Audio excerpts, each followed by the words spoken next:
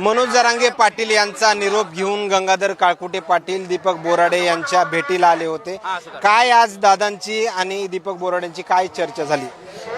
काल आम्ही बघितलं दीपक भाऊची तब्येत खराब आहे आणि मनोज दादा उपोषण केल्यामुळे त्यांना माहिती आहे उपोषण केल्यानंतर किती त्रास होतो हे दादांना माहिती आहे, म्हणून दादांनी मला त्यांच्या तब्येतीची चौकशी करायला पाठवलं होतं आणि आज दादांनी त्यांची तब्येत चौकशी केली, काळजी घ्या म्हणून सांगितलं आणि मनोज दादांनी सांगितलं मी कायम तुमच्या सोबत आहे, ही भूमिका मनोज दादांनी त्यांना फोनवर बोलून सांगितली आहे।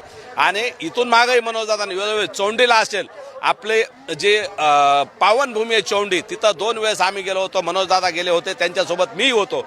दादांनी त्यावेळेस तिथले वंशज आहेत आपले शिंदे साहेब, राम शिंदे साहेब असतील किंवा दुसरे एक शिंदे साहेब आहेत, त्या दोघांनाही आश्वस्त केलं की धनगर समाजाच्या सोबत मराठा समाज कायम आहे, मनोज दादा कायम सोबत आहेत असं तिथल्या बांधवाला सांगितलंय। एसटी आरक्षणासाठी कधीही बोलवा, कधीही यायला तयार आहे, ही दादांची भूमिका आहे। शक्य आहे एसटी मधून आरक्षण देणे सरकार?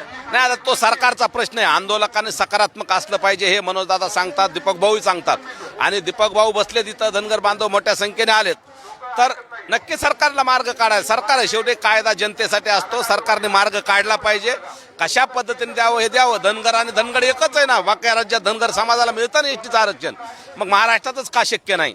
त्याच्यासाठी